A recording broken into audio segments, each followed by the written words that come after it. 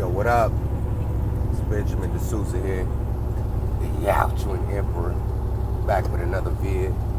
Now the prior vid that I dropped was a lightweight spoiler alert review of the recent Predator movie, and it was late. I was kind of tired. I was damn near falling asleep at the end of that video. But there's a couple things that I wanted to throw in there that I didn't come to mind at the time. It's coming to mind now, so I'm gonna go ahead and lay it down right now.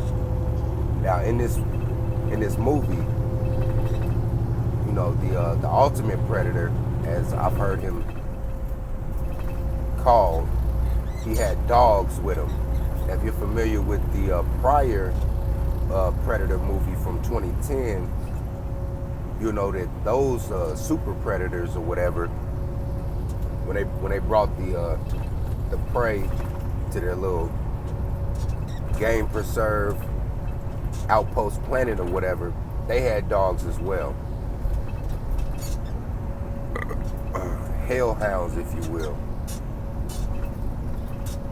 And I likened it. I liken this whole, you know, pragmatic geneticist approach to dog breeding, if you will.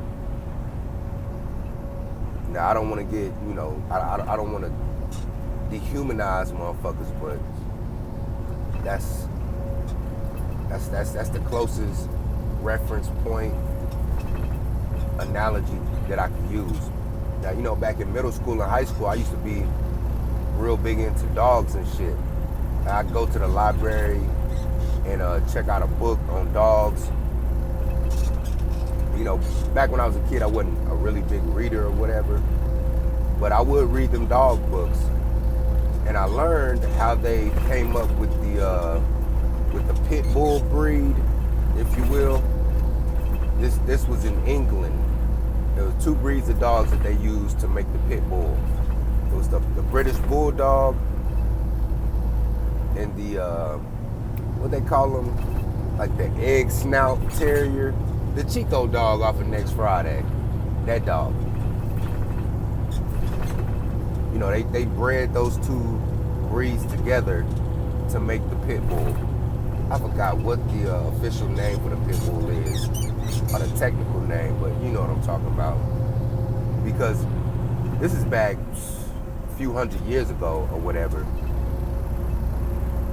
They would use in you know, in England, especially London, you know, they were just kind of similar to New York. They're kind of renowned, and they were famous for their rats or whatever, right?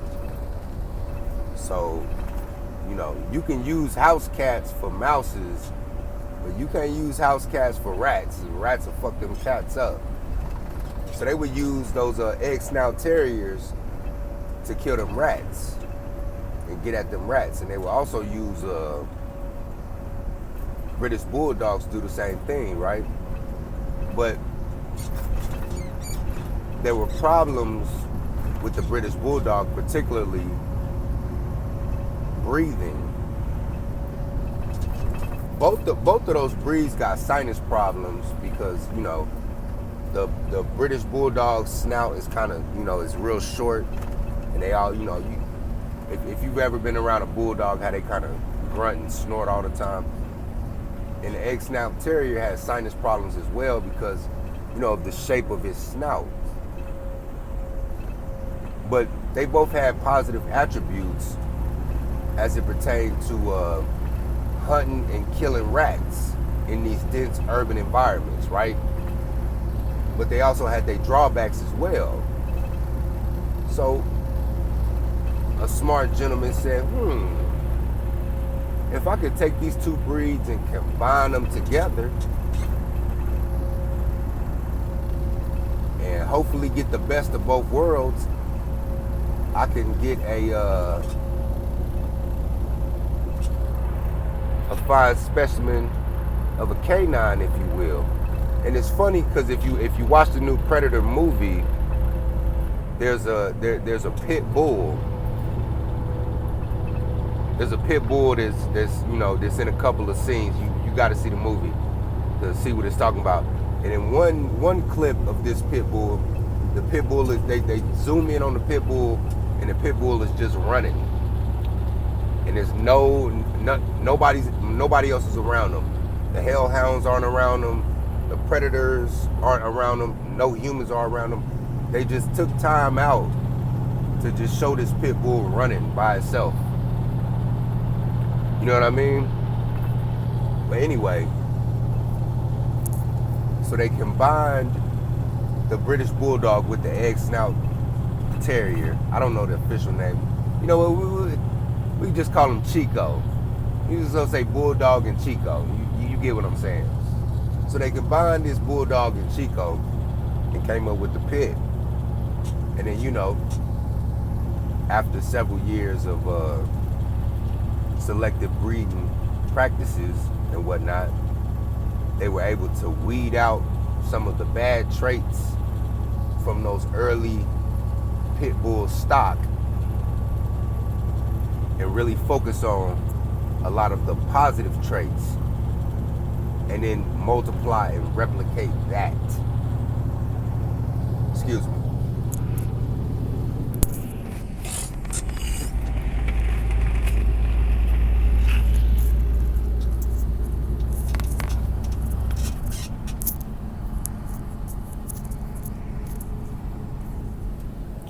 And as far as I see it today, as black folks are concerned, we need to be on that same shit.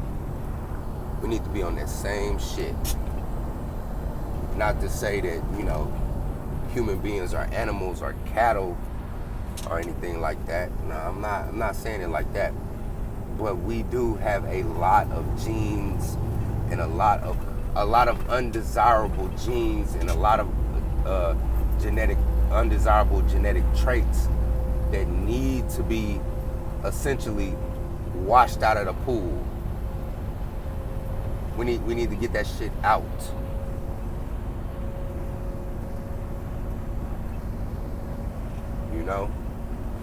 Simple mathematics. If you got just an overall, I'm not using this number scale as an attractive scale, if you will, but just an overall scale.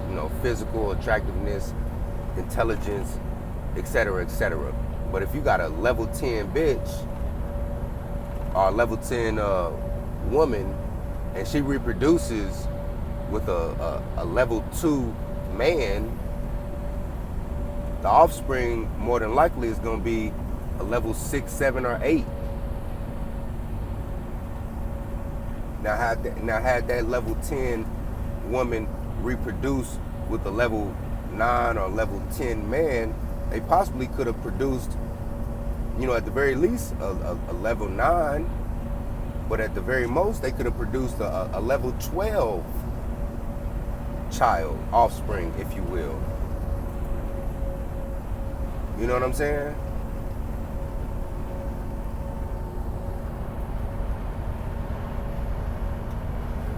But, as it pertains to women, in particular black women, you know how they gonna roll with this shit, man. They gonna go for whatever's trendy. Whatever's trendy. That's why they followers. They are followers. That's why I don't listen to them.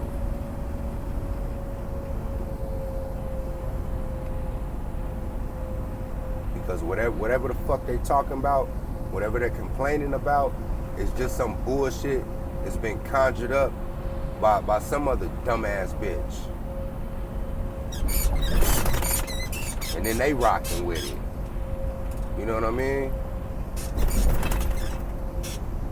This whole let me choose the father of my child based on his swag. A la Black Ram. He gotta be tall, girl. You know what I'm saying? But that right there, in a sense, speaks to a very basic instinct in breeding of all species, because instinctually, yes, a female wants to breed with the most dominant male in order to produce a dominant offspring. So, you know, and there's been a lot of studies that have been done that, taller people tend to have an easier time, or attractive people have an easier time in life. They get paid more, they get more raises and whatnot. People defer to them more, yada yada yada. But I'm getting off track. Get back to this Bulldog and Chico shit, right? So some smart man, bred these two breeds together, and now we have the pit bull. Now you got various different variants of pit bulls today. If you go down south, you feel me, you'll have a breed of pits called the Kobe pits. You got bullies, you got blue nose pit. You got blue nose, red nose pits, brindle pits, all type of pits. You feel me? And the females, they've already been doing this. Even if they're not conscious of it, subconsciously, they've already been breeding and reproducing like how dog breeders breed their dogs. They've already been doing this shit. The only problem is they lack the capacity to think several steps ahead. So they're looking at shit at face value. They're looking at shit on the surface. So that's why you see a lot of shit on Facebook where you have black chicks posting baby pictures of mixed babies and other different babies that are got different features that they like. Maybe like it might be a light-skinned baby with some green eyes or some shit, or it might be a real dark-skinned baby that's cute, that got like wavy, curly hair type of shit. You know what I'm saying? You seen that shit? You know what I'm talking about.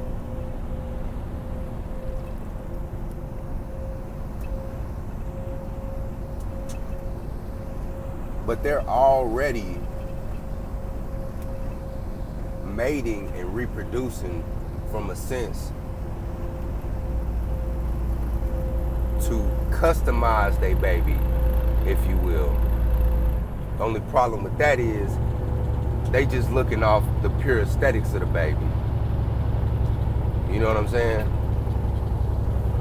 Now what we need to do to counteract that, we need to do that as well, but we need to add some additional traits that we need to be examining when we go about our selective mating process, if you will. Because for instance,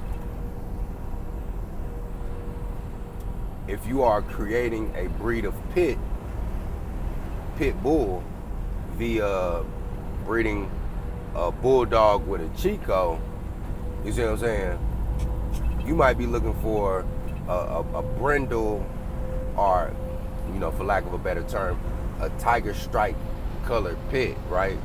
Or brindle, whatever. That's the technical term for a brindle, right? So you might just get the brindle color, and as soon as you get some brindle babies, some brindle pups or whatever, you run with that. You like, all right, cool, let's go with that.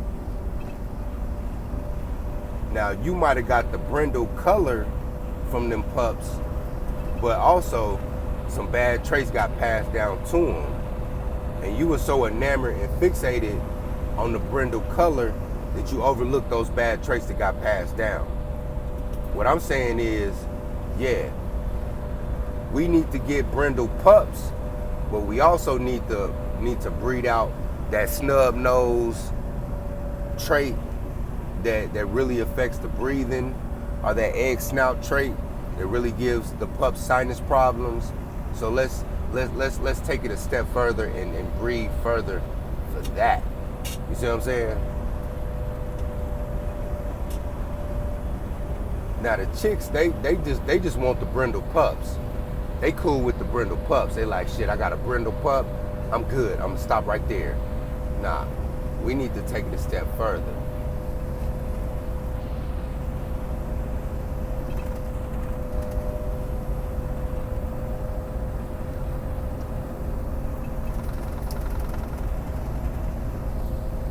But yeah though, man, furthermore, another, slight review of the movie, man. Excellent movie. Excellent. I know a lot of people, they get so caught up with the original. You got them niggas that you fuck with where ain't nothing better than the original. You know what I mean?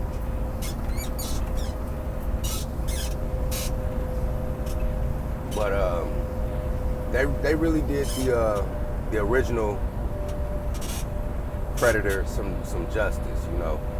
They had a couple. If you're familiar with the whole Predator franchise, it's a couple sayings that they say in there that take you back to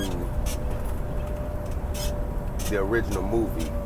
Even the whole Loonies, that whole platoon was kind of reminiscent of the original platoon that went off up in Guatemala, I believe,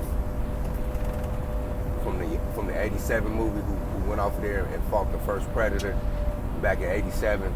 It's kind of reminiscent of that. But yeah, man, go check that shit out, man. Some dope shit.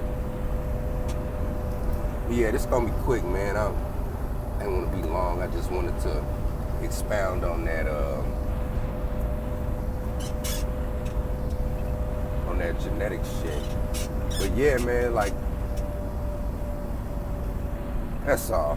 This is Benjamin D'Souza here, the Alchuan Emperor. You can contact me at onepeople, one nation, one destiny at gmail.com.